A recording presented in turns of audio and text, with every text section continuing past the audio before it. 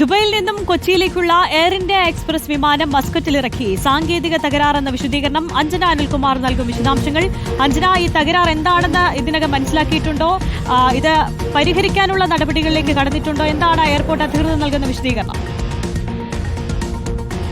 ആര്യ, ഇന്ന് ദുബായിൽ നിന്നും കൊച്ചിയിലേക്ക് പുറപ്പെട്ട എയർ ഇന്ത്യ എക്സ്പ്രസ് വിമാനമാണ് ഇപ്പോൾ മസ്കറ്റിൽ ഇറക്കിയിരിക്കുന്നത്. ഇന്ന് രാത്രിയോടുകൂടി കൊച്ചിയിലെത്തേണ്ട വിമാനമായിരുന്നു. ഈ വിമാനത്തിന് ചില സാങ്കേതിക തകരാറുകൾ ഉണ്ട് എന്നാണ് ഇപ്പോൾ നമുക്ക് ലഭിക്കുന്ന വിശദീകരണം. ഈ തകരാറുകൾ പരിഹരിക്കാൻ കഴിയാത്തതിനാൽ ഉടൻ തന്നെ മസ്കറ്റിലേക്ക് ലാൻഡ് ചെയ്യുകയായിരുന്നു. ഈ കൊച്ചിയിലേക്കുള്ള യാത്രക്കാരായിരുന്നു ഈ വിമാനത്തിലുള്ളത്. അതിനാൽ തന്നെ മറ്റു മാർഗങ്ങളിലൂടെ തൊട്ടടുത്ത ഫ്ലൈറ്റിൽ തന്നെ കൊച്ചിയിലേക്ക് ഇവർക്ക് എത്താനുള്ള ഏർപ്പാടുകൾ ഉണ്ടാകുമെന്നാണ് നമുക്ക് എയർപോർട്ട് അധികൃതരിൽ നിന്നും അറിയാൻ സാധിക്കുന്നത്. എന്തായാലും ഒരുപാട് യാത്രക്കാരാണ് ഇതുമൂലം ദുരിതത്തിലായിരിക്കുന്നത്. ഇങ്ങനെ ഒരു മാറ്റത്തെക്കുറിച്ച് ഈ ഫ്ലൈറ്റിൽ ഉണ്ടായിരുന്ന യാത്രക്കാരൊന്നും തന്നെ അറിഞ്ഞിരുന്നില്ല.